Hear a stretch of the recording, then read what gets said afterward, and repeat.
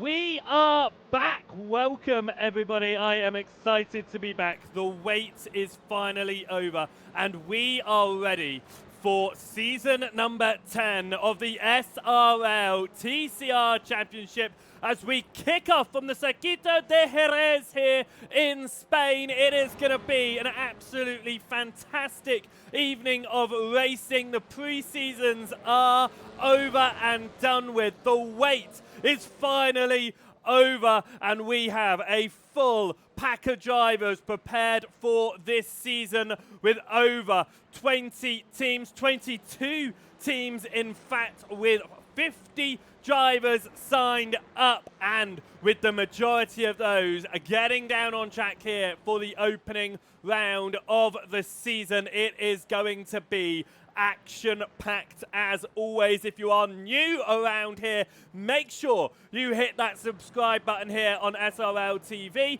and hit that like button as well on the YouTube. And if you're watching over on the Twitch, hit that follow button as well. That way you'll catch every single race as we'll be live at this time every single Friday from now until the end of the season. And what a calendar it is going to be. Those pre-season events are done, and we are here at the Jerez Moto layout, which is without the chicane at turn 11. It is a fast and flowing layout. It is going to be great fun to watch tonight. We head across to Motegi next week on January 16th before we go to the first of many American races this season. We head to the streets of Long Beach for the third round of the season. Summit Point is up next, a quick circuit that is familiar with anyone who has got down on the iRacing service, that's for sure. We then head over to the tight circuit of Hungaroring to mark the halfway point in season number 10. Virginia International Raceway comes in at round 6. We're running the full course of that one. It is fast, it is feisty, it is going to be a great return to America for the 6th round. 7th round, we head across to Mugello, a brilliant circuit, very flowing again, has had some spectacular races there in the past. Sure to have it here this season, season number 10. Brands Hatch, round number 8 is going to be where these touring cars shine for me personally. It is one of my favorite circuits in the world. I feel like I say that to almost every circuit. I was watching back some of my previous videos, and yeah, I say that to almost every circuit, particularly British ones. I think I'm a bit biased there. We'll move on. We headed back to Spain for the 9th round of the season. We head across to Catalonia. It's known as the historic layout on iRacing. Of course, it's the way they have returned to in real life as well, without the final chicane. And then we head across to Road America for the 10th round and final round of the season in March 13th. I mean, that's 2 months away. We have got a huge amount of races to come, and it all starts here tonight at the wonderful Jerez circuit. 4 kilometers long, just under 3 miles. It is a circuit that has hosted the Formula One Grand Prix in the past, the Spanish Grand Prix and the European Grand Prix, although it is technically banned from ever hosting a Grand Prix again due to a podium incident with the mayor of Jerez back at the 1997 round. Of course, the chicane that we're skipping today was introduced in the 1990s following a career-ending accident for a Formula One driver around turn number 11, obviously coming off of the back of the Ayrton Senna fatal accident as well. It was aptly named the chicane Ayrton Senna. We won't be running that chicane tonight. We will be running the original Grand Prix layout, the layout that is still used for the motorbikes today. 13 turns, therefore, our drivers are going to turn around the circuit tonight. Every single lap that they complete, 2 races on offer. And if you are joining us for the first time this season, then hello and welcome to the commentary booth here in SRL TV and Joseph Wright Broadcasting. We bring you the commentary, the action, the broadcast for the whole of season number 10, and I am amped up for it. We stepped in at the second half of season 9, and it was brilliant touring car action from start to finish. I cannot wait to be here all season long for season number 10. And what a change we have. There are a couple of rule changes. We'll go across those. I feel like they're just something we need to touch on just a little bit here is pole position per class. They're now going to get 5 points if they're able to get that class pole. Of course, when I track my pole positions, I'm tracking them on my sheet per overall pole. However, there is in the Discord as well all of the extra stats. If you want to go out and check over the Discord, then the QR code is over on the right hand side of the screen, and you can get over the Discord. All of the stats and results are put up into there as well. Another change for classes in themselves, fastest laps have now been increased to 3 points bonus added onto them. And to keep it nice and clean this season, the incident limit count has been reduced to 15, which means if drivers visit the off-track too many times, which at this circuit is very easy to do, that's for sure, they get into a few more scrapes than they would hope to, then I know that there are going to be a few drivers who would have to come down and serve some penalties. Drivers will be trying to avoid those in the 2 races tonight. That's right, we still have our 2-race format, starting with our 20-minute race to start with, which is set by the grid order of qualifying. And then we have our second race following that, which will be set by the race results from race number 1, but with the top 15 reversed. That has now been confirmed. Of course, we were just waiting for that confirmation. The top 15 are going to be reversed. The biggest change this season that you guys need to know about, we have a new class. That's right, last season we were running the pros, the pro-ams, and the ams, but that pro-am field was so stacked. It was full of drivers that they've split that class into 2, and now our ordering goes from pro to our new class of semi-pro, down to our pro-ams, and then our amateur class. When they get up onto your screen, and you're going to notice the colours again on the left-hand side behind their racing number, then you are going to need to notice that Pro is going to be your blue class this year. They have changed. The Pro is now the blue class. Then we'll have our semi-pros. They're going to be in the green class. That's our new class to add on. So if you're looking at that green, that's the new bridge between the Pro-Ams and the Pros. It's that green semi-pro class. You then have your Pro-Ams, which are the purple coloured class when they head down there onto the field. And then our Ams, they stay nice and steady. They're going to stay as red this year. So if you notice those red backgrounds behind the numbers, that is our amateur class. Now, Dan Mould is the only defending champion in class this season. He won the pros last season and the overall championship. He is going to be defending that by staying in the pro class, staying in that overall at the top, of course, and will be trying to take a back-to-back title here in season number 10. Our Pro-Am winner from last season, he's not going to be here. Cooper Akers is not going to be here in season number 10, which is a shame, but it means that our Pro-Am championship has no defending title. Of course, our semi-pros, there's no champion there. Whoever wins this year is going to be the first ever semi-pro champion. And our amateur champion, Lucas Henschel, won the amateur championship in season number 9. However, with that, he has now made the step up into the Pro-Am field. Is he going to be able to go back-to-back titles in 2 separate classes? It's going to be a lot of work for Lucas Henschel, but I'm sure he is up for it. With that being said, qualifying is about to begin here at the Jerez circuit, so I think it is time to step away from the commentary booth and down onto the circuit for the first official time of season number 10. This is going to be an absolutely brilliant one indeed. Drivers then heading out of pit lane, and it is going to be busy out there. A lot of teams, of course, to be keeping an eye on as well. 22 teams heading out there. Only 8 drivers in this championship are not a part of a team. So it means that there'll be a lot of skins and paints that you are going to recognise between drivers. We will try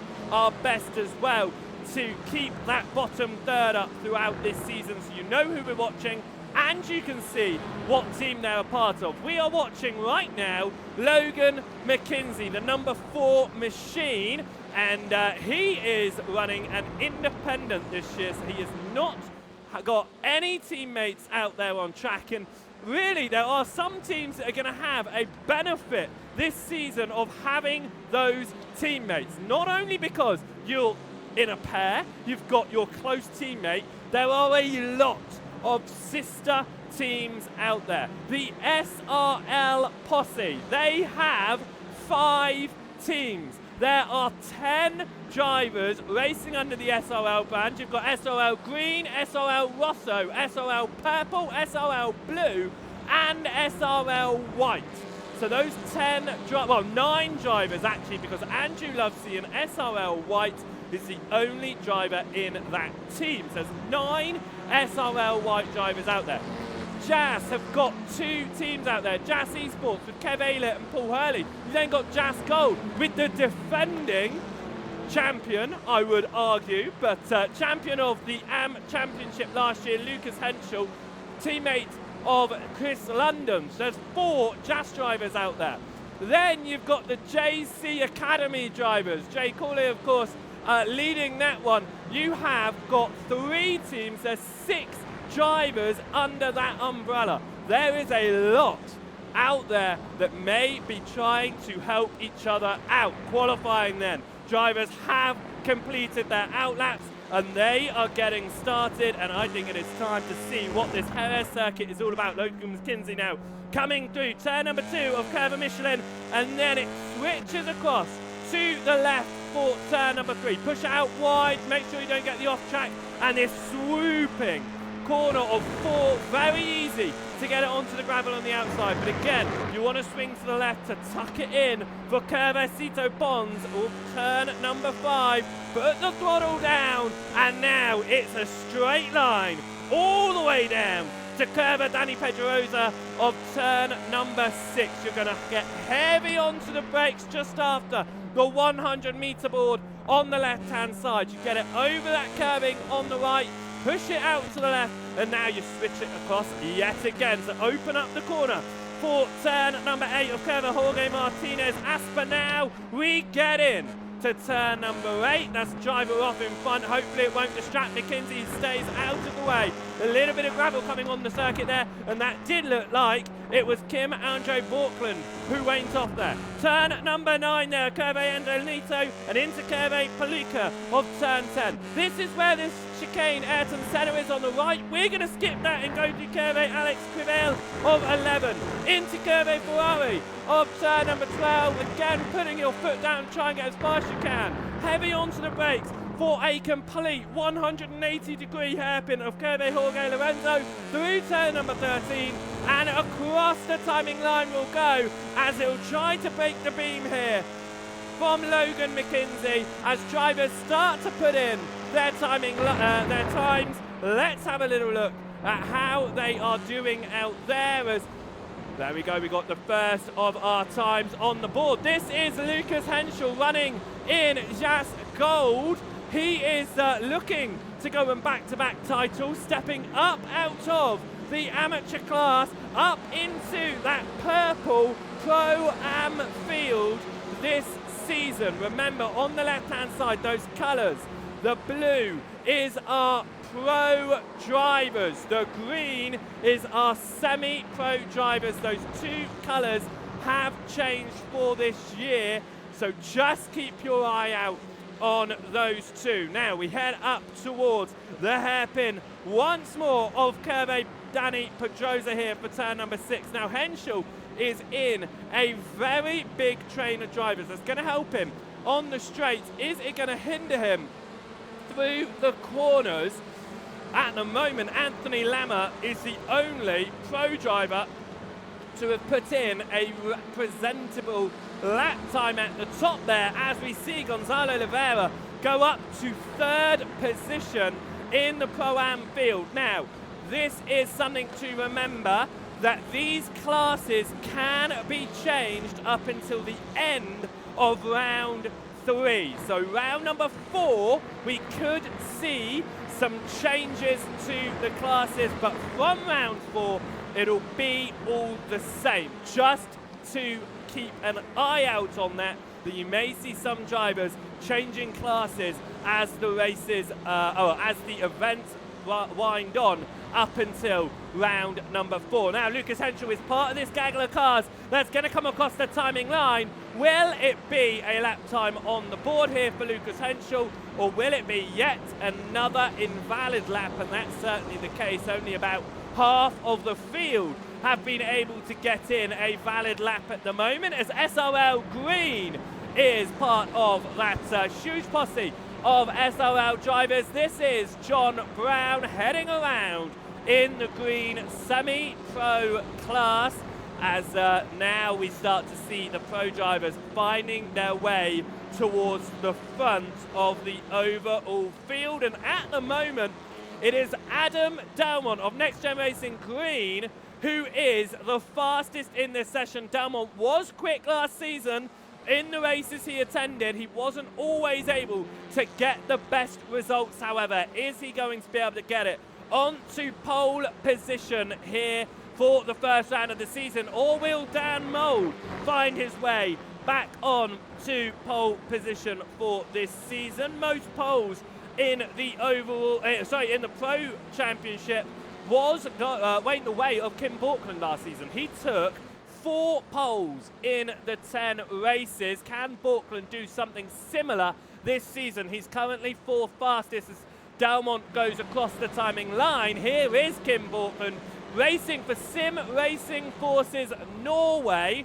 A combination of a team here for Kim Borkland alongside Ronald de Jongs. We see that mishmash livery on both of their cars of the Norway scheme on the right hand, on the sides, and the Sim Racing Forces over the top of that car. Of course, we do have aligning with that is the Hydro Race Racing Forces, of course, as well, which is run by Demis Tichler and Vanek van Reenen. Tichler and de Jong teammates last year. They haven't gone separate ways. They are just running under 2 separate banners. So you could argue that that is another team alliance between different pairings out there. More drivers getting names on the board, as Jack Bolton won't be too happy with his current 23rd position, and we're going to see if we can get that actually to display the overall position there. There we go, that's a lot better. 24th position for Jack Bolton right now. He'll be wanting to try and find some time, get himself up towards the front of those pros, as Luciano Espinera also wanting to get up towards the other pros, but he is currently without a valid lap. 10 minutes down here in qualifying. We've got about 5 more minutes to go at the moment as we head around the racing circuit. It is Adam Dalmont, the fastest at the moment here in the qualifying session. Dan Mould, defending champion in that number 1 machine, is 2nd fastest, but only a few hundredths of a second ahead of Jaden Scotton, who's in 3rd right now. Logan McKenzie was the first of the men from abroad. It then went to Kim Borkland in 4th, and Jack Bolton has just proved me wrong in well, he said he wanted to find his way forward. He certainly has, because he's found his way to provisional pole position by just 400ths of a second at the moment to Adam Dalmont. Dan Mould then down to 3rd as it stands, as we do have well, I was about to say we do have a semi-pro driver getting in the mix of John Brown. Demis Tichler in the Pro-Ams getting in the mix there as well. They sit 7th and 8th, splitting Anthony Lama and Espinera, who has now got in a valid lap time from the rest of the pros. Mark Draper dropping Will Lyon behind as well, who sits in 12th position right now. Cole Hardy finds some time, placing him into the 14th as it stands, but the top 18 at the moment are separated by just 1 second. We still are waiting for some drivers to get invalid lap times, including the Season 9 amateur champion, Lucas Henschel, yet to put in a valid lap here around the Jerez circuit. Now, like I said, it is very easy to pick up off tracks, and I was mentioning that because of the instant limit being reduced this season. However, of course, being easy to pick up off tracks, your lap times are very easily invalidated too. It took a while to see all of the drivers getting their lap times in, but that is Henschel. He's pushed wide. It hasn't come up as an off track on my timing screen. Could this be Henschel getting in a valid lap this time, or was that just a bit too much there? He did kick up the gravel as Henschel crosses the timing line. Is it a time on the board? It is still not a valid time for Lucas Henschel, so either he's run off the track earlier than that, or that point in which we saw was in fact an off track for Henschel. His last lap time was a 50.5. Now, if that was a valid lap time, it would place him in 30th. So still not as high as he was probably hoping to be in that Pro-Am class. But he has got a few races, obviously, to settle in, find his way around before the competition really heats up. We've had a couple of pre-seasons. The points are on offer now. Drivers are looking to find that time around this circuit with 2.5 minutes left in qualifying, a lap time being just under 2 minutes long here, as Dan Mould has also found some time on his best lap, but it's not enough to get onto the front row of the grid right now, and he still sits in 3rd position and down pit lane to add, as well as we have a little look at Will Lyon, who's out there at the moment in the number 20 machine, another driver running an independent here, one of 8 on this season, and what a great field of drivers. We've got 37 cars are preparing to go racing here tonight for the first 2 races of the season, and Jack Bolton just finds a huge step of time over the rest of the field. He's gone a 48.474. That is all but cemented his pole position, the first one of the season. He took pole at Alton Park as Jaden Scotton just misses out in the JC Academy Emerald. He misses out by less than 300ths of a second on pole position. What could have been for Jaden Scotton, and the step into team management here from Jay Cooley. It's not enough right now, and it won't be pole position for Jaden Scotton. Adam Delmont is running around trying to get in. One more valid lap. Will it be enough to displace Scotton or Bolton ahead? As we head up now through turn number 11 on 12 and into Curve. Jorge Lorenzo of 13 through onto the brakes, through left-hander, pushing it hard. Will Adam Delmont find time to take pole position? He slows across the line. No time found there from Adam Delmont, as drivers now take a back seat here in qualifying, and we come to a close for the first qualifying session of the season, and it is pole position for Jack Bolton. Can he replicate his pre-season success of converting that pole into a race win? That is going to be the question. But Jack Bolton will be starting on pole position ahead of Jaden Scott, and Adam Delmont will be starting in third ahead of Dan Mould. Kim Borkland will be starting in fifth, and Will Lyon in sixth position. Seventh position goes the way of Logan McKinsey. And the first of the semi-pros, the new class, is John Brown in eighth ahead of Titchler and Lama. Espinera comes into 11th on the grid ahead of Mark Draper. 13th position is Lovesey ahead of Hardy and Downing. Deck Crowther is in 16th position. 17th is an amateur driver of Jack Brown ahead of Marhan Kodeman. Then we have Craig Walters, the first of the Pro-Ams, ahead of Daniel Lewis and Stuart Gibbons. Then it's Levera in 22nd, 23rd to Kev Ayler ahead of Paul Hurley. 25th goes to JB Deshay ahead of Thomas Coombe. Then it's Saunders and Dion. Gibbons in 29th ahead of Torburn Mail, ahead of Garrity and Henschel, the defending amateur driver, up to the Pro-Ams this season. Olsen Leah is in the amateur class and will start in 33rd ahead of Chris London. Andy Littler will start in 35th ahead of James Brown, and Yannick Van Wienen will start at the back of this field. Jack Bolton, though, is going to be the man to start this one on pole position. And the first race of the season is about to begin here on the SRL TV.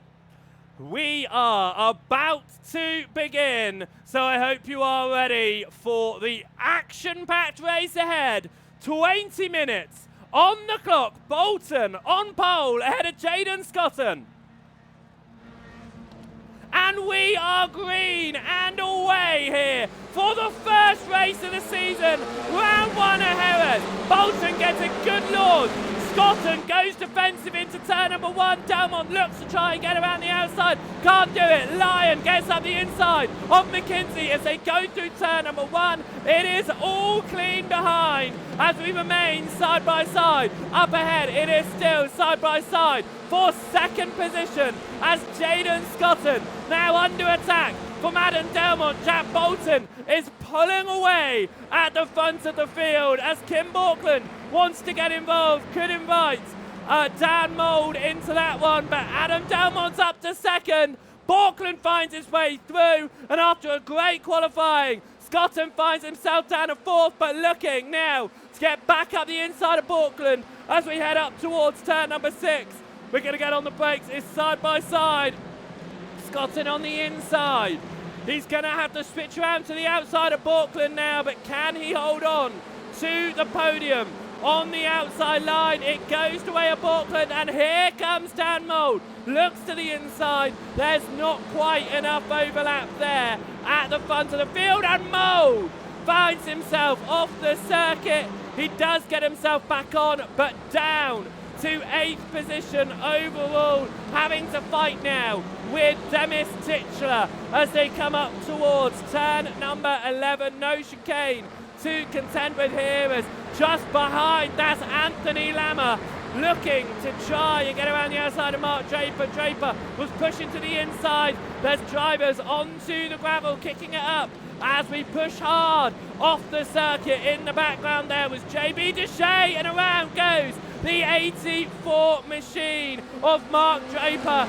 He will have to get his SRL purple machine back the right way and getting it back into the race. He'll be a long way down, a very hard recovery drive he will have to do from here as we get on to lap number 2 of this race. It remains relatively tight all the way through the field, including here Lovesey fighting with sister teammate Daniel Downing, the 17 and the 3 here. This is for 12th position overall right now, and it is going to go the way of Daniel Downing ahead of Lovesey as it stands as we go through turn number 5. It has settled themselves down, but the gap in front has opened up significantly here, and they are seeing That train of drivers ahead just pulling away, which includes class leaders in that semi-pro field and, of course, the Pro-Am field. Demis Titchler in that Pro-Am field ahead of the semi-pro drivers as it stands. Like I said, the classes can change up to round 4, so we could see some drivers getting promoted from good results. They will be pushing hard as they head around, though. This is back to the fight at the front of the field. Adam Delmont has closed up that gap that Bolton managed to open up on the opening lap of the race with the fighting going on. Bolton was very quick in qualifying. Can he replicate that pace here? Kim Borkland is pushing hard behind Delmont as well, and Dan Mould has recently found his way back into 7th and looking to try and fight this front of the field as well. Behind, though, it's side by side between Titchler and Brown. Even though their classes show, they're fighting their class championships, they take points from their overall race results. The Titchler is going to be trying his hardest to hold on to this position ahead of those behind, which includes John Brown, but also 2 pro drivers of Anthony Lama and Luciano Espinera as well, who will be wanting to get past, I'm sure, when they get onto the rear end here, as most drivers now settling itself down in race number 1. They're just getting their foot in, learning how to race with the drivers around them, of course, and seeing what potentially they could do later on in that race. The top 15 from this race will be reversed, so those just out of the top 15, which includes the amateur leader Jack Brown, could be pushing just a little bit harder than usual towards the end of this race to find their way into that reverse grid pole position. Kevin Aylett gets past Paul Hurley. Hurley now under attack from Ronald Dion. Dion goes to the outside, tries to hang it around the outside of Paul Hurley here as they head through turn number 8 and up to 9. Is going to swatch over the way of Dion, but Hurley has already held that position and will hold on to P number 23 as it stands. But you can see that De Jong is all over the rear end as that's for the lead. Dalmont dives up the inside through the final turn. Here's the move, and it was almost a move from Borkland, who tried to move in to P number 2 past Jack Bolton, couldn't quite do it. Scotton with the purple is now right on the rear end of this podium battle. Bolton looked for just a moment to try and get up the inside of Dalmont, a little bit too far back, so won't be able to achieve that as they are continuing to fight hard in this first race of the season. It really does matter, these early points. Getting that consistent result in, of course, from the get-go is going to have a significant impact on your championship, even with the drop weeks that will be applied. 2 drop weeks, of course, across the course of the season. They cannot be dropped in the final round, however.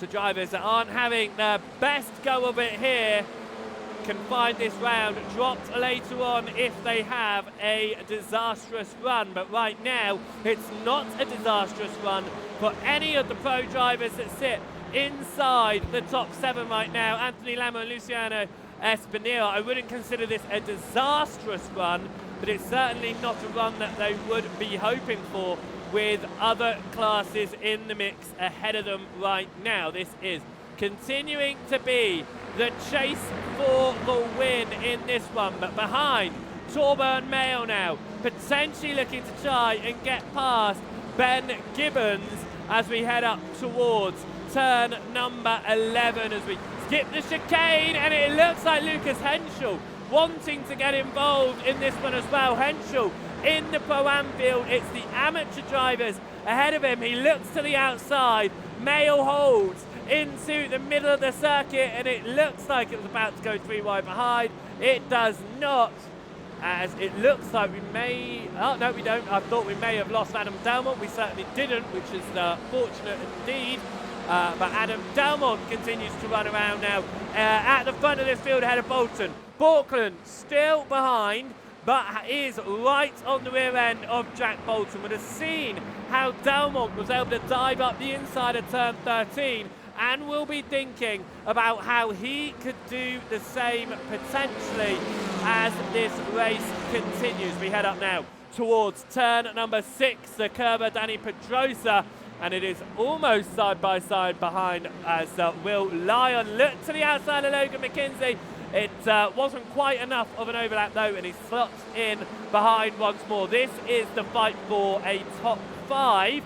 It's not away from the top 4, but it certainly isn't right on the rear of them. If they start scrapping ahead though, these 3 drivers will definitely be invited, and that includes the defending pro and overall champion of Dan Mould, who is running in that number 1 machine this year. Well, this season I should say, of course, as we head through turn number 11 up towards turn number 12, and Borkland once again on the back end of Bolton here, but not quite enough to get to the inside of that one, and we'll have to run around in 4th, we'll have to run around in 3rd position still, with 4th going the way of Jaden Scotton, dropping off just a small amount there, but Dan Mould was able to get past Logan McKenzie through the previous corner. Get past Will Lyon, through the previous corner. The final turn here, let's have a look at how that happened. And it's the same move we saw for the lead. And confirming it on the exit there for Mould, who's now up to 6th position. Something happening towards the back of the field, it looks like, if we're able to get a view on it. It doesn't look like we will, unfortunately, but we'll get back towards the front of the field then and see how that's all turning out at the front as it stands, and still running pretty single file at the moment for these drivers, and they are looking, they're seeing where is the potential to make an overtake. We're halfway through this race now, we're getting into the back end, and they will be looking to try and do something. Anthony Lama and Luciano Espinera have made their way past John Brown, and now they are trying to get past Demis Titchler, and Littler has sorted out his meatball flag and will come back out to the field as here comes Anthony Lama to the inside, and here comes Luciano Espinera to get that move past Demis Titchler as well, and John Brown, who has been behind Demis Titchler all race long, gets past, and here comes Daniel Downing and Daniel Downing, and he couldn't quite do it. It was just being shuffled there as Downing goes to the inside of Titchler, contact, and Titchler falls. He will continue to lead the Pro-Am field, but down now to 15th position. We are going to go and have a look to see if we can watch that shuffling. It started here. Demis Titchler through Wayne Lama, up the inside of Espinera. Here comes John Brown. Daniel Downing tries to get up the inside there, couldn't quite make it. And we're going to see here in the final corner, it's just a dive to the inside from Daniel Downing.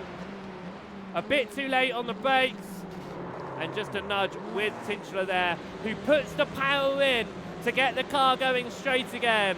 He loses a number of positions, but as I say, still leading the Pro-Am field, which is strong for him, but obviously he would have been hoping for a little bit more, as this is Gonzalo Oliveira going up the inside of Jack Brown. That's for 16th position. Brown is going to have to give up that position for the time being. Brown leading the amateur field, of course, up here in 17th position. Marhan Kodeman sits just behind in 18th, was looking to try and take advantage of the fighting that was going on in front of him. Hasn't been able to do that on this lap, but we'll continue to watch the drivers go around, as that was almost Jack Brown around through turn number 10. A big old slide there for Jack Brown, and I want to see if we can figure out what on earth happened there. to Jack Brown. It just looked like he pulled the handbrake all of a sudden. That's what that looked like. It really looked like he pulled the handbrake. Dan Mould going for the fastest lap here and for 5th position up the inside of Logan McKenzie. It swaps back around in McKenzie's direction here at the moment, and that will be the American of the 04 machine just holding up ahead as Dan Mould now looks to the inside to try and get back up towards that 5th position spot. Of course, Mould starting a little bit higher than where he is now. Started in 4th position, waiting off the circuit on lap number 1, but he is to the inside of Logan McKenzie in this recovery, and he's there. A little bit of a touch there as McKenzie tried to get this switch back up the inside of Mould. Lyon was already there, and it had to go the way of Logan McKenzie in that one, but Dan Mould holds on to top 5 and will be taking with him, as it stands, 3 bonus positions right now as Scotton has found his way onto the podium. As we were having a look at the fight going on behind, how has Scotton managed to do that? It's a slide from Auckland. He doesn't lose too much time, but it invites the door for Jaden Scotton, and the JC Academy Emerald driver is back onto the podium in this one. But Auckland trying to push through the final turn and regain the first podium of the season here in race number 1. Race number 2 will be coming our way almost immediately afterwards, so make sure you stick around.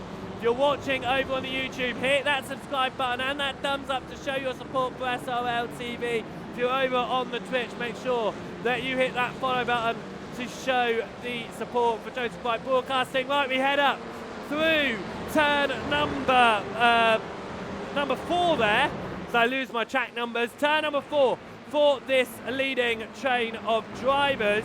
It is not the closest. We've got Kev Aylett here in the Jazz Esports chasing down Daniel Lewis. Daniel Lewis running around, of course, in the SRL green machine, in that 318 machine. Then we have got Stuart Gibbons sitting behind, trying to chase down right now part of Blade Designs number 47 machine as well. As like I said, so many teams this season, 22 teams out there competing with 50 drivers who will take part across the course of this season. It is going to be an absolute fantastic one, and one to really keep an eye on with the 4 class championships plus the overall championship this season as well. Lots to be paying attention to, and of course the team's championship as it stands as well, so lots to be focusing on.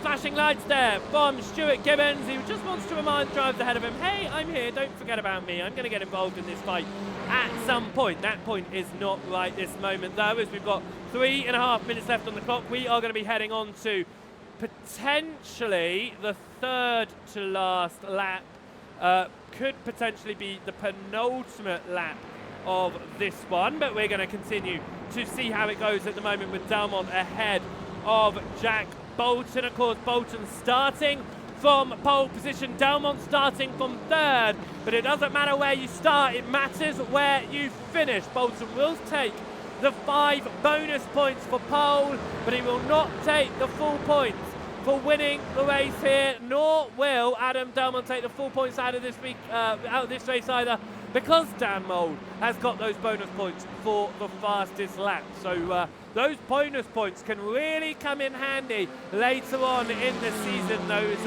8 extra points that are on offer, 5 for class pole and 3 for class fastest laps. They really do matter. JB DeJay here trying to get involved in his independent car this season. He's down in 25th position right now. It's 6th in class as he looks to the outside of Paul Hurley, another Pro-Am driver. He does get that outside line. Will he be able to hold it on the outside here, side by side with DeJay? stuck on the outside of turn number 6, but it will turn across his way for turn 7, and through goes Duché.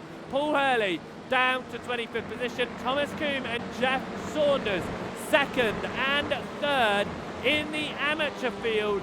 Chase on behind here, looking to try and see who is going to come out on top of this podium. Jeff Saunders running around for the JC Academy Topaz machine, of course, and Thomas Coombe for the JC Academy Opal.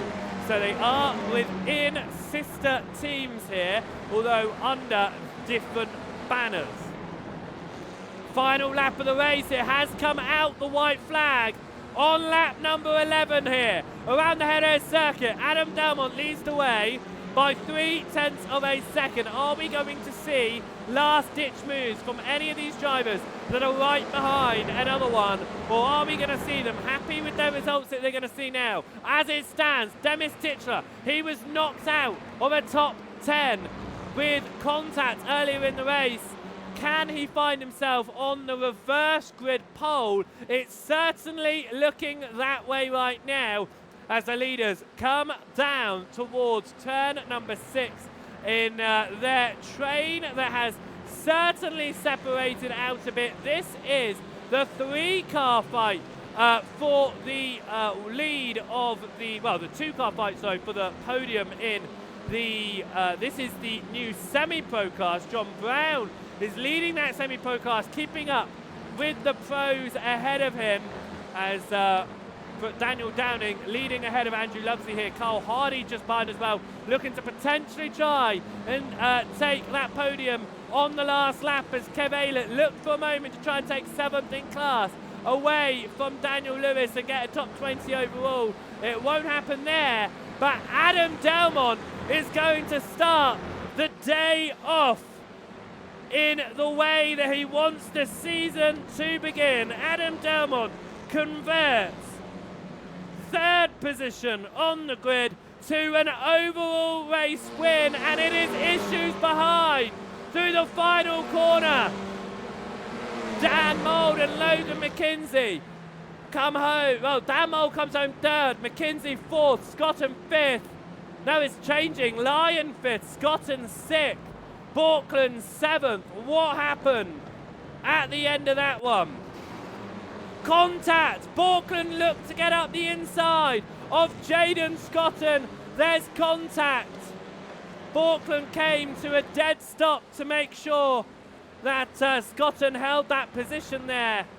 But a shame for both drivers, down and off of the podium at the end of that one. Let's have a look at the race results then from the first race of the day here at the Jerez circuit. Adam Delmont winning the overall race and the pro race ahead of Jack Bolton. Dan Mould came home in 3rd for the defending champion. Logan McKenzie, well, taking full advantage of the issues happening ahead, of course. Logan McKenzie came home in 4th with Will Lyon on 5th.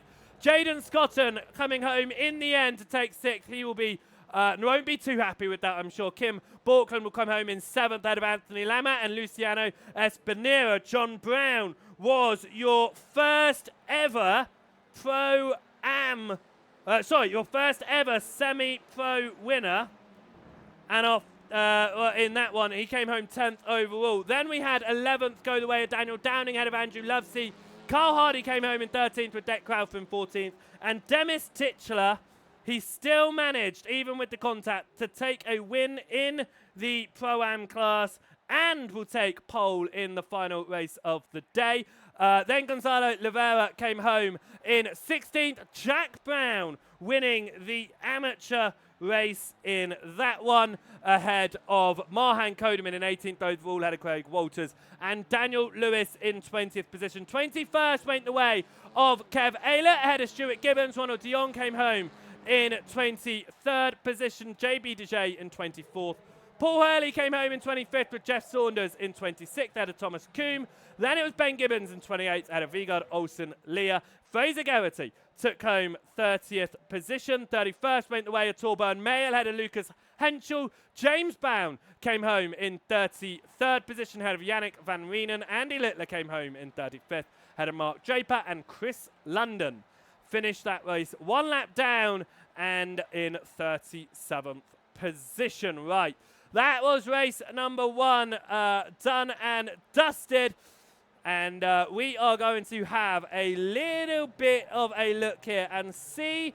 I'm sure that he is not going to be too interested in talking to us, but we are going to pull the man who showed a lot of speed there into the commentary booth. It's Jaden Scotton. Scotton, it was going your way, looked like it would be a podium, and then it all went a bit awry. Ooh, I do apologise, Jaden. I can't hear you. We'll give you 1 second to get you sorted. Oh, I'm ready. I'm ready. There you go. We can hear you now. Okay, good. Yeah, it didn't quite go your way, Jaden. Yeah, I mean, I have nothing to say there, really. Well, nothing isn't obvious. I mean, he was 4 attempts back, I think, going to there. That's how I thought it was going to work, but it happens. But it was good race up to that point. It was. You were showing like you had a good amount of speed, as I say. It has dropped you down a little bit. What that does mean, however, is that you are going to find yourself a little bit higher up in the reversed grid position. So how are you feeling about that? Yeah, looking forward to race 2. That is the one upside of it. But yeah, thank God in race 1, not race 2. So I've got a bit of advantage race 2 now, so it's going. See what I can do. Do you think you could pull yourself up? Do you think maybe up back towards a podium, or do you think that's a bit out of reach? Yeah, well, it's tough to pass here. I would like to, but it might have to be elbows out. I don't want to get too aggressive. Wow. Well, I wish you luck, Jaden, in race number 2, and hopefully we'll be pulling you in because you've made a great drive towards the front. Thank you. Jaden Scotton there, coming home in the end, out of the top 5 following the last lap contact, and it was contact that was definitely avoidable. It was a late move trying to find the way through, but I think it is time to talk to the man who managed to find his way onto the top step of that podium field, if I'm able to, because he is so high up in this Discord, I might not actually be able to drag him down because there's so much going on. Oh my word. Let's see if we can try and drag Adam Delmont down here into this channel. I'm going to have to just drag him slowly. I had to drag you into multiple channels there, Adam. You were too high up in the Discord. It was a nice race for you, starting in 3rd position, and you managed to get it straight through towards the lead of that race, and it was just a commanding run at the front. How did you find that one? Yeah, good evening, Joe. Obviously incredibly intense. It's not like I was given much room to breathe. Just had to, just keep taking the laps off, trying to keep it consistent. And I felt like I had good opening pace. I felt like I had edge on Jack just in the warm-up phase. So I thought, if I can get past him quickly, I might have a better chance of holding him off than try to attack him later when his tyres had warmed. So yeah, just went for it, bro. And then consistency paid off. Certainly did. Now, reverse grids, they have been an issue for a lot of drivers, especially last season. Do you feel like you're going to be able to do anything from 15th? We just talked to Scotton, who said that overtaking here is quite tricky. So do you think you're going to be able to find your way through? I'll always go for something. You always need a little element of luck on your shoulder, I think, on reverse grids as well. You can be as good as you like, and if you're just unlucky enough to get caught up, you're unlucky. So it's just a case of try and fit in the gaps that open up, and just be mindful of things that look like they might get a bit chaotic. That's best you can do, really. Well, we wish you luck for race number 2, Adam, and hopefully the chaos doesn't find you. I'll let you go so you can get gridded for that second race. Cheers, Joe. Thank you.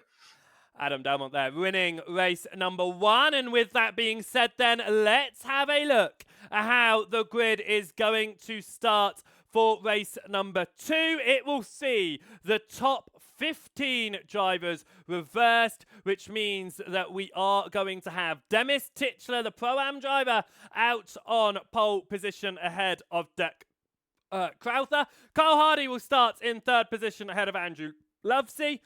Daniel Downing in 5th ahead of John Brown. 7th position is going to go the way of Luciano Espinera ahead of Anthony Lammer. Kim Borkland will be starting in 9th ahead of Jaden Scotton. 11th will go the way of Will Lyon. Logan McKinsey will start in 12th. Dan Mould from 13th. Jack Bolton in 14th.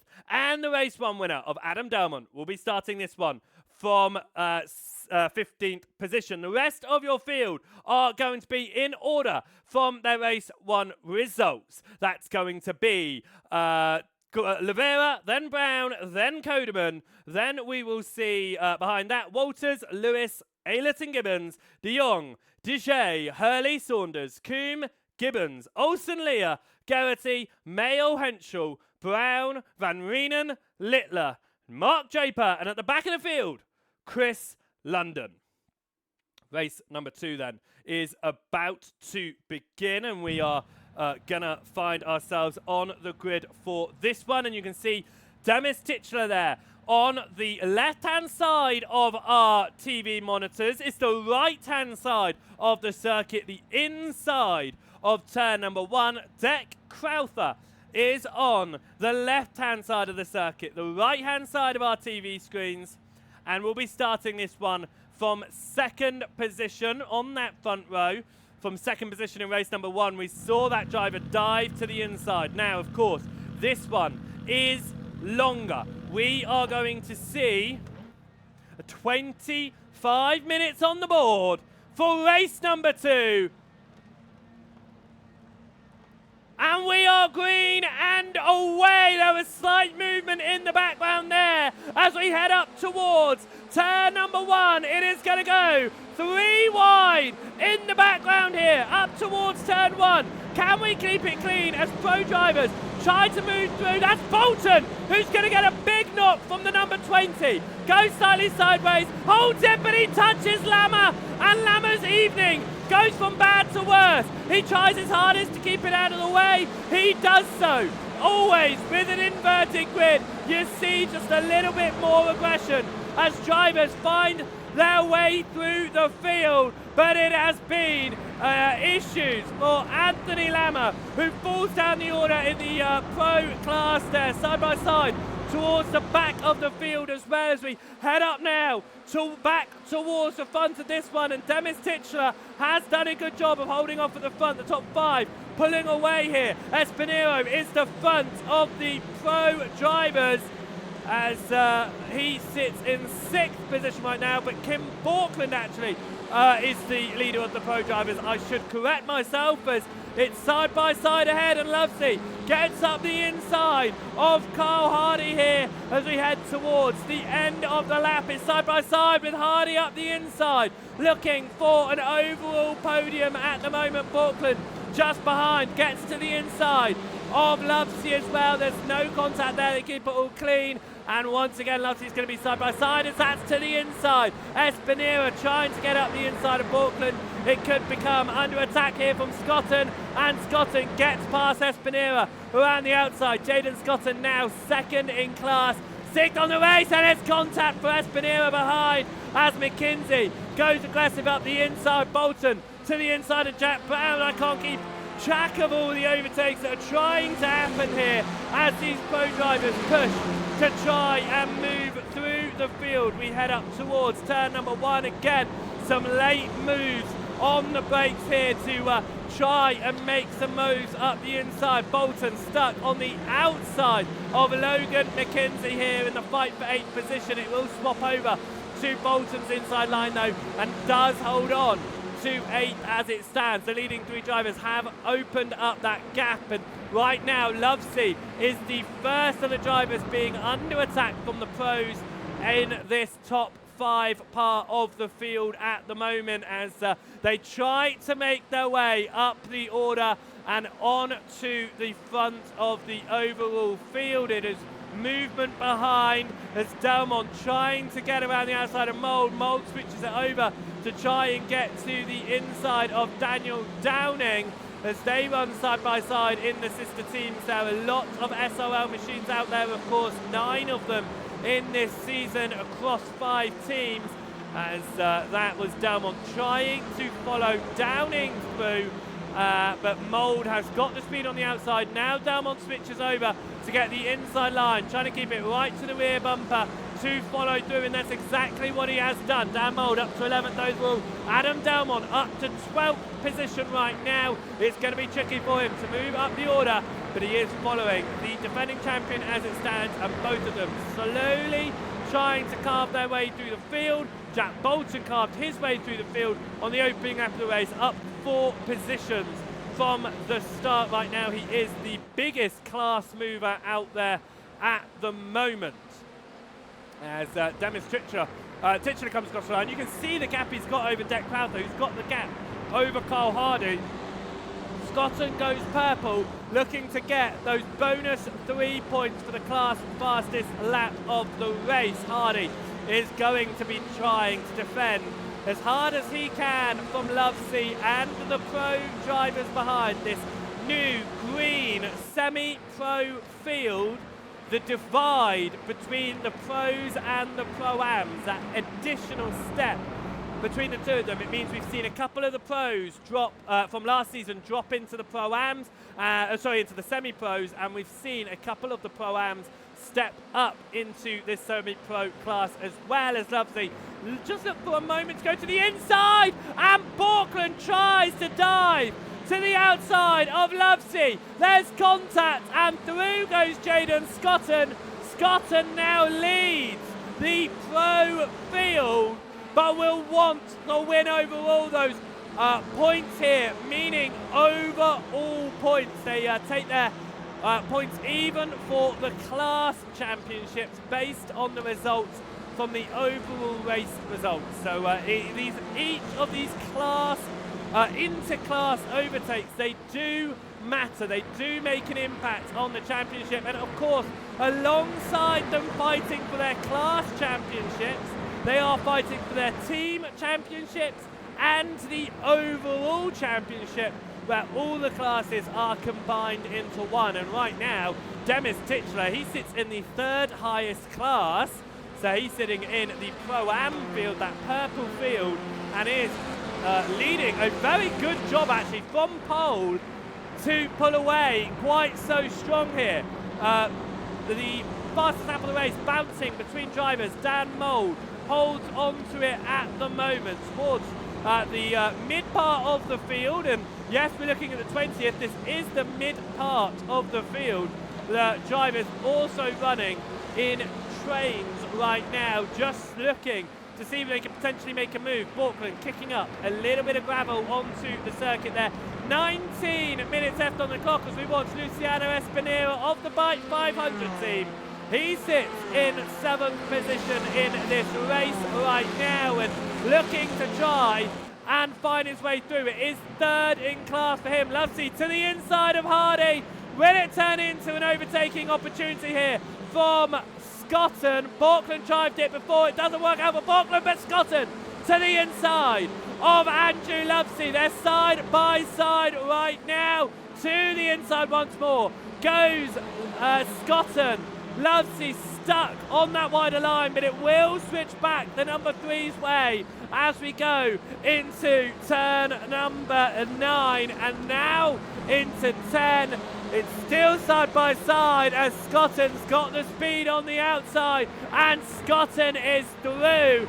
Borkland side by side with Espinera behind as they fight for 2nd in class. Off the circuit goes Borkland. Bolton following, but nowhere near as badly, and Borkland falls down to 9th under attack here from John Brown and Dan Mould. Mould up the inside of Brown and now into a top 10 position at the moment, but Jaden Scotton leading the pro field up to 4th now. Will be looking to try and get past Carl Hardy for 3rd and then close down on Deck Crowther and Demis Titchener if he is able to just find that little bit of extra speed once he gets his way through, and he is showing the speed. 2nd fastest in qualifying, of course. Dan Mould of SRL Rosso here, sitting in 10th position. He has moved his way into the top 10 and looking to fight long-time rival Kim Borkland here, as they had some great fights last season. Borkland Obviously, a big record holder. Most poles last season of 4. Most fastest laps of 9. And Mould is to the inside of Borkland. Almost to the inside of McKinsey. Has to back out of it. And it's a slide behind from John Brown. And a big hit with the wall. He will get himself facing the right way. But a big hit with the wall there for John Brown, and this is how that one occurred.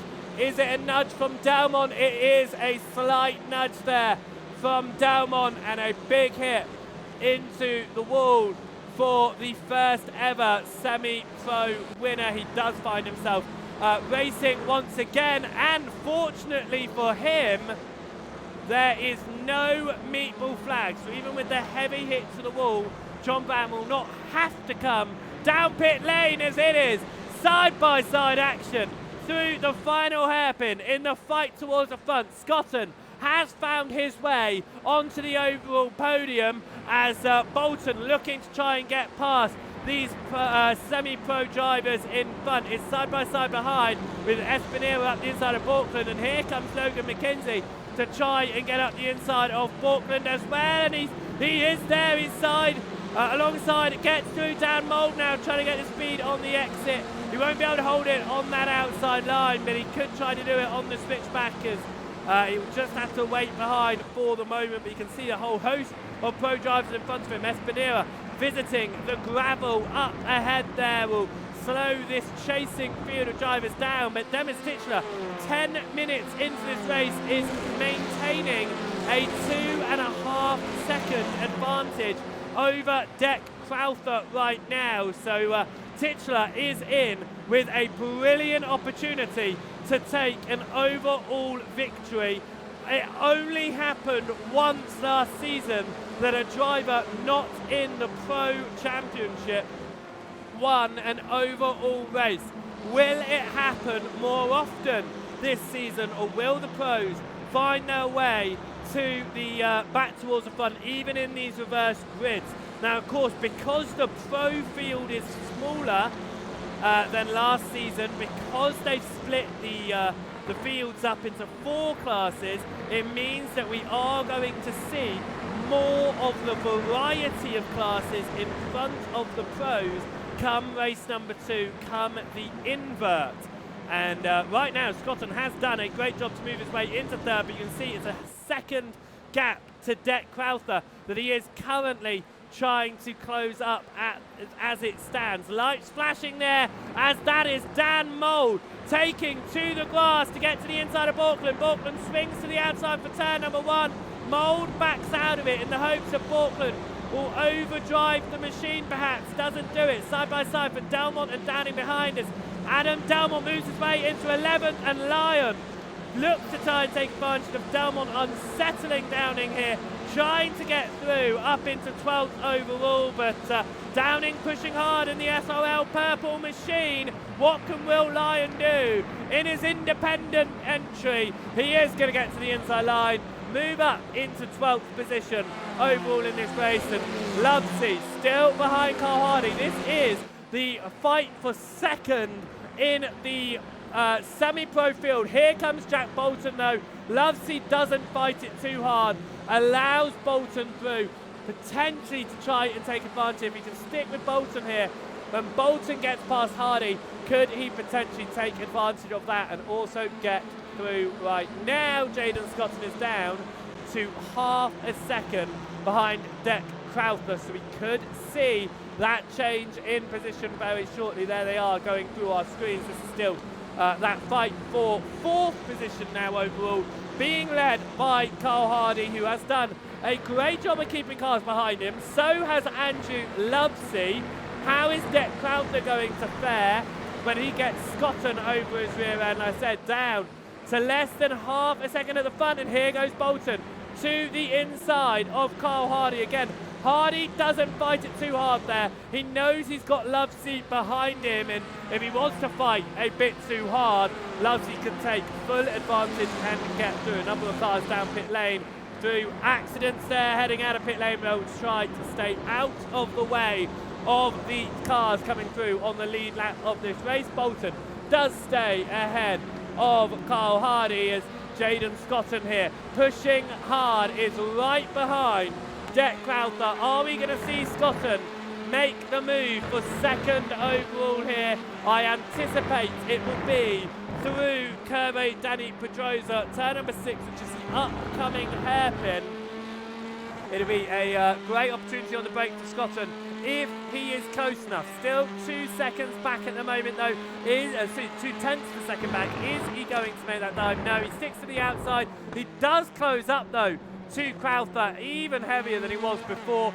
Onto the power on the exit. And he's just looking in front of him thinking, how can I make this overtake? Because I only have 10 minutes to get past Jack Crowther and to catch up and get past Demis Titchler, who has been leading this race from the inverted grid pole. The Dutch driver there doing a great job in the hydro race. Racing Forces Machine, the number 22 Pro-Am driver, is leading this race, and I think at this rate, with how fast he was showing to be in race number 1, we could see Titchler promoted into that new semi-pro class before we enter the 4th round of this season. But Titchler not having the best of laps this time around. That gap down to 1.6 seconds. We still remain on board Jaden Scotton here, chasing down Jack Crowther and seeing if he's able to try and get through. It is 10 minutes on the clock. We're looking at about 5 more laps of asking, potentially 6, with the length of these laps being 1 minute 50. Actually, I would say 6 laps remaining here. Again, Scotton's all over the rear of the Blade Designs driver of Jack Crowther, but he's just unable to make that pass as it stands. We're all trying really hard to push on, and he's going to want to try and make a move through as quickly as possible because Jack Bolton is behind and closing right now. Dan Mould, fastest lap of the race, sits in 10th, and here goes Jaden Scotton. He moves to the right, he tucks back in for Slipstream, and he's back to the right again. Jaden Scotton doesn't get much defending there from Crowther, and Scotton is through into second and will have 1.7 seconds that he is going to need to catch up to Demis Titchler. He has 9 minutes to do that, and on the last lap he gained 7/10 of a second over Titchler, but his best is only 2/10 of a second better than Titchler, so Titchler doesn't have some poor laps. He should do okay as McKinsey gets past Andrew Lovesey there and moves up into 6th in that pro field. Carl Hardy still at the front of this train of drivers. He's now running around for 5th position, keeping the drivers all the way down to 12th position.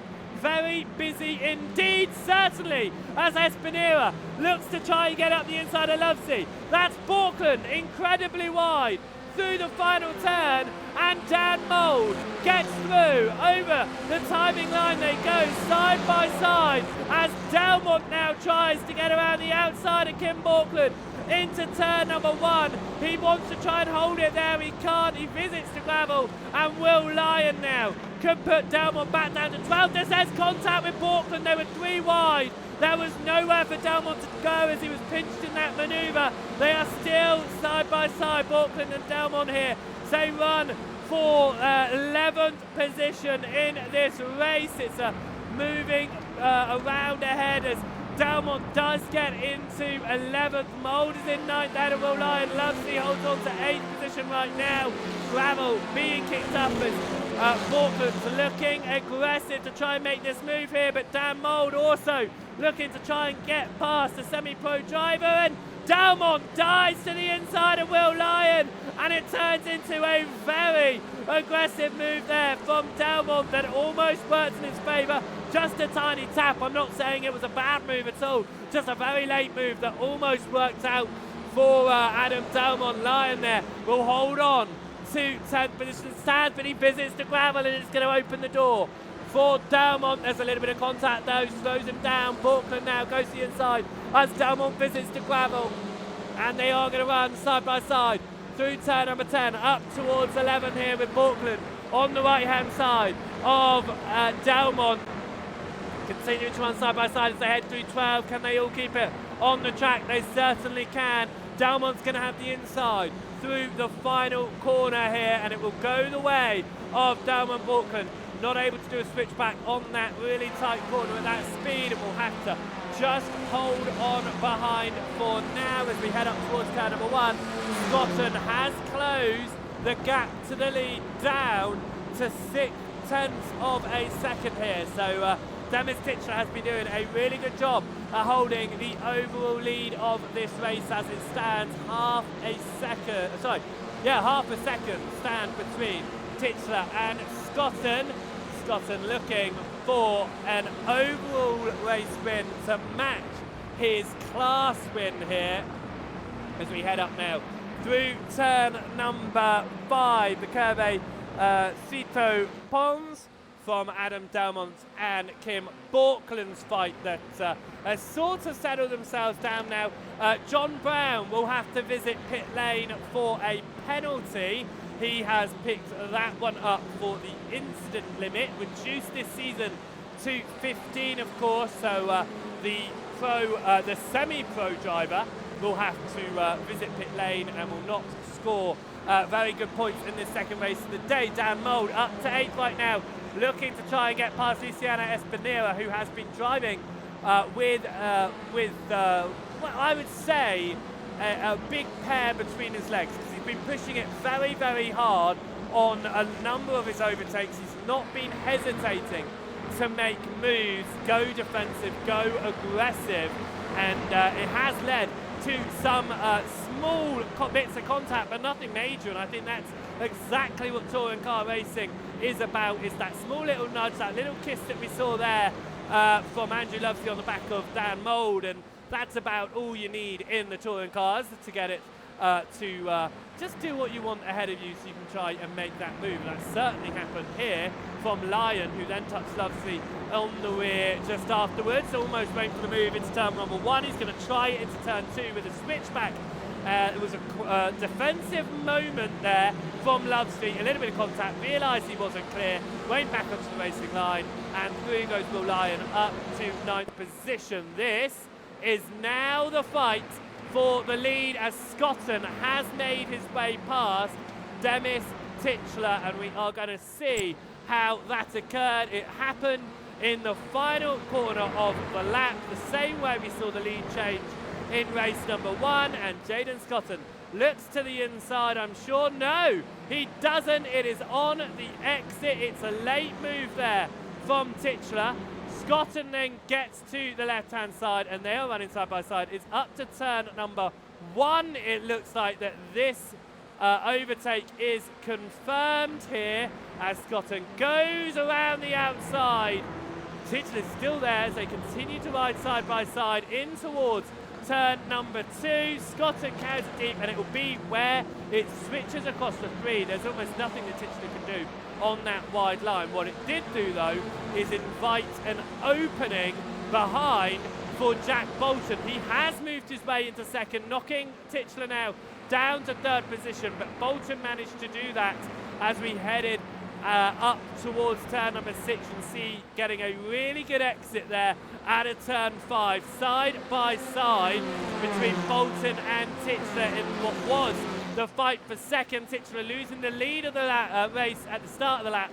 Bolton gets the inside bit. It's not over there, because Titchler is going to try and push back and try potentially to make another move through. He looks to the inside and see just how close he is here in their fight. He dives once more, and that is going to be that. He will have to hold on to 3rd position, and will try to keep on to an overall podium, which will still be an absolute great race from the driver in the Pro-Am field. Dan Mould still with the purple there, but this is the fight for the overall race lead. It is between Jaden Scotton and Jack Bolton at the moment.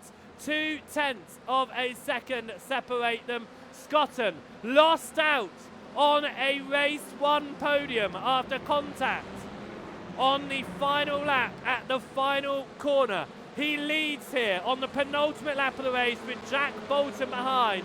If he can come across the line to take a victory here. He's going to be happy, but he's hit again. He is hit again. Jack Bolton pushes into the rear to make the overtake to win. Jaden Scotton is going to be fuming after that one. There was absolutely no need for that from Jack Bolton as we head up towards the final lap of the race. This is on board Jack Bolton in that move. He gives the position back to Jaden Scotton. Jack Bolton gives the position back. There's the contact. And it looks like he's realised what's happened. Let's see if we can find where that position has rechanged for the lead here. As we go on to the white flag lap, we're going to have to go back live because it is side-by-side action. We will have to have a look at what happened there. But it was a return on position there for Jack Bolton. He's given the position back to Scotton following the contact. That's exactly what you like to see. It has invited Titchener back into this and Logan McKenzie up here now as well. But Scotton would be fuming, but now he's going to be a little bit more level-headed, I'm sure, but he knows he's been hit off twice now across the course of this evening. He is leading the way. Can Jaden Scotton take victory? As it's to the inside for Jack Bolton. Again, there's a little bit of contact there, and it's going to invite Logan McKenzie in. It wasn't a forceful move, that one. It was a great move that time for Jack Bolton. Scotton down to second. McKenzie is right there in third position now. We head up towards turn number 9 as we count down the corners. And the end of today, as the sun begins to set, Jack Bolton is leading the way. He got pole in race 1, he couldn't convert it. Can he get the race 2 victory here? Scotton was looking for a race 1 podium. It looks like he will get a race 2 podium. Will it be a race 2 victory? It's going to be all about the final turn here. It's defensive from Bolton. Scotton, let's get to the inside scare. Bolton wide, it might have worked. It's going to be side by side from Bolton and Scotton. But Scotton, is he going to have enough? No!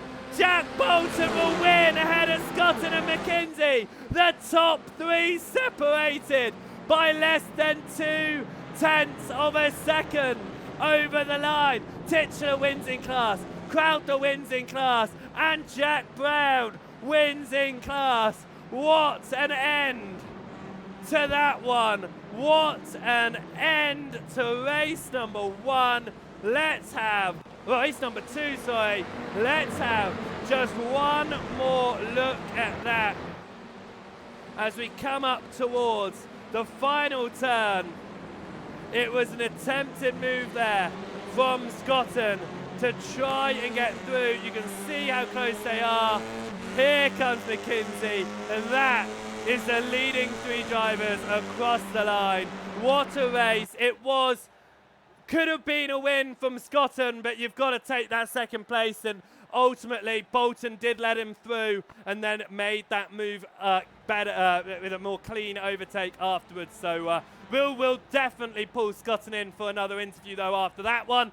But race 2, Jack Bolton wins the overall and the pro class after taking pole position. He's not able to convert race 1 into a win, but was able to convert race 2 into that race victory for him. Jaden Scotton not able to take the podium in race 1, managed to do it, you can see there, by 0.08 of a second behind in second position. Logan McKenzie took home third. The top 3 separated by less than 1.5 of a second. Demis Titchener there, just 0.6 off of the lead, took home 4th and won what is the Pro-Am field ahead of the semi-pro winner of Jack Crowther, who obviously is in the higher class. However, the reverse grid certainly helping Titchener, but I'm thinking Titchener will find his way up to the semi-pro class if he continues the way that he did tonight, because he did show some really good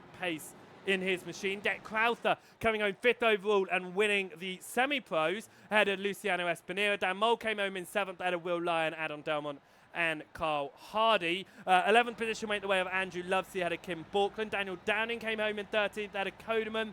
15th was the way of Jack Brown, who has taken a double amateur win, but I think we may see him potentially up into that Pro-Am field before the end of round number 3.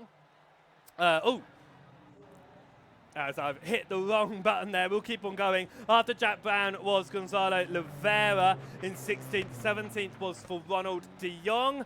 18th went the Stuart Gibbons, had a Paul Hurley, and JB Deshay rounded out your top 20. You then had Fraser Geraghty. Then you had the next to Yam class, Thomas Coombe. Then it was Kev Aylett and Lucas Henschel. Ben Gibbons there in 25th, had a Chris London. Daniel Lewis in 27th. Yannick Van Reenen came home in 28th, had a Vigard Olsen Leah.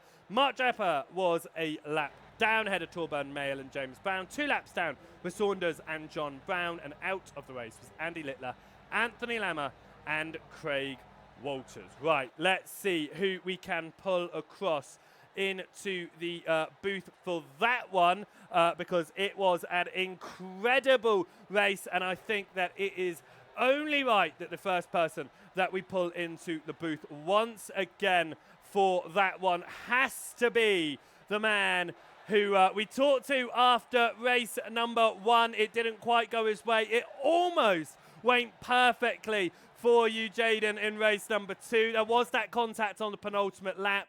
Giving the position back, though, it was a tough fight. You came home in second. You got that podium. Yeah, I mean,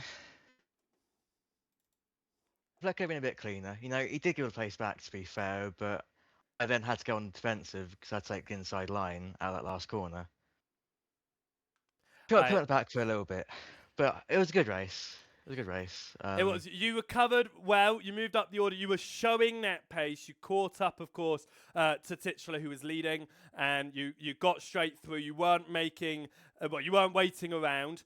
That final, that contact, obviously, it caused some problems, but you are showing some good pace. Are you feeling confident then, heading into the rest of the season, that you have got that speed, that you're going to find your way towards the front more often? Yeah, fingers crossed for that. I mean, I wasn't too confident going tonight with Jerez, but it was good. It was good, especially at race 2. There's a few times where it could have gone horribly wrong, but made it through. Showed good pace both races. Yeah, I think hopefully more podiums could be on the way this season. Maybe a win. Never know. Well, consistency is what matters, of course. We've seen the drivers who don't always take the most wins, poles, fastest laps. They still find their way towards the front of the championships towards the end. So that podium is a strong way to end the first week. We obviously head across to Motegi next week, then a very different circuit. Are you feeling like you might have the similar sort of pace there? I have never driven it on this game, so time will tell. We seem to have that quite a common theme. Almost nobody had driven this circuit. We head into another circuit that's quite new for a lot of drivers. So an interesting selection of tracks, of course. It's going to be a good, strong season, and we wish you luck. And yeah, hopefully we'll be talking to you not just for more podiums, but some of those wins perhaps as well. Thank you. Jaden Scotton there, coming home in second in race number 2. And the man who almost benefited from the issues ahead of him, it was the closest podium finish I have ever seen. Logan McKenzie coming home in 3rd position on that second race of the day. How is it looking for you on that last couple of laps?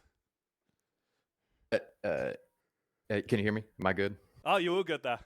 Excellent. Yeah. So those last couple laps, that was just pure money to me. The fact that I caught Demis to get 3rd was I had already settled for 4th, and then they all started scrapping ahead. He came back to me, and so to be there at all, to actually have had a chance to win the race was far beyond my expectations. I loathe Jerez. I loathe circuits like this. So many long sweeping corners. So I felt like I was fighting with one hand tied behind my back out there. I was just not fast. You say you weren't fast. You were able to find obviously your way towards that front because of the issues. And like I say, the end of that the end of that race was extremely tight, but you did make your way through. So let's flash back a little bit further backwards in the race and how you made your way through, because it wasn't the easiest to get past all of those, what is the new semi-pro class. It certainly looked like the pro drivers, yourself included, having a hard job getting past them all. Yeah, in this circuit, there's people taking the entry curbs, not taking the entry curbs. There's a lot of different braking points. I kind of ran to the back of Luciano while overtaking him. Just kind of slid by him because he braked so early. I was like, I have to overtake him. But there were a couple other times where it's like the banking for a couple of these corners encourages you to turn in early. And if you're looking at your mirror, you're going to turn in even earlier. So some very close calls in braking zones because of that. I think I made contact with at least 4 of the cars that I overtook. But I mean, that's the way you have to race.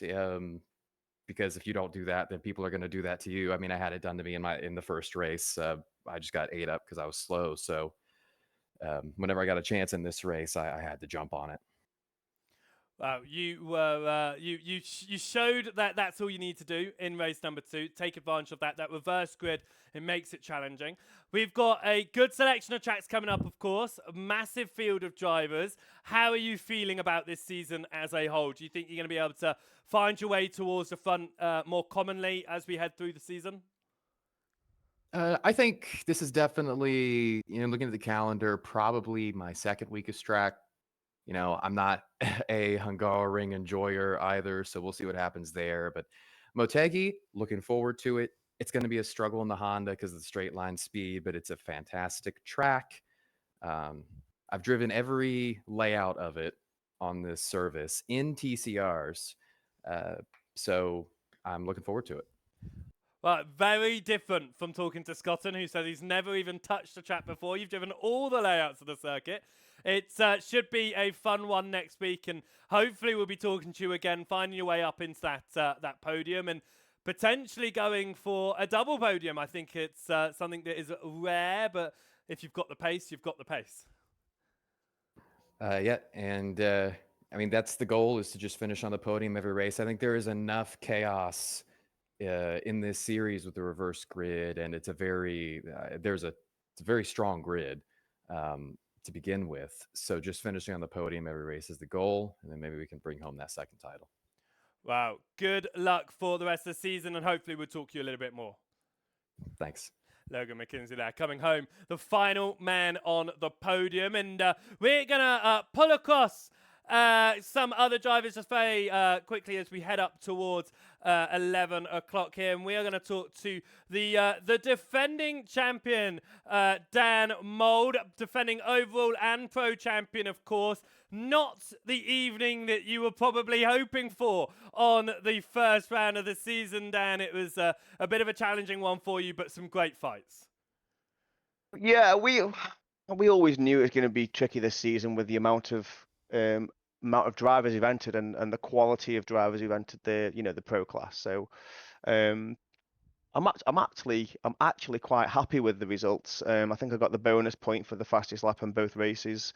Had a bit of a poor lap on race 1, but I managed to claw it back. But yeah, it's going to be tough. It is not going to be easy at all. This is what I expect throughout the season. Like I said, we've got some really quick drivers in here. As you can see, Jack, he's, what was it, race 2, second, race 1 he won, race 1 he second, race 2 he won, and it's just unbelievable pace. So racing quite a lot on the officials, and I know what to expect. But yeah, overall, I'm well happy. Hard track, very, very hard track. As you said in the introductory, the off tracks, they're brutal.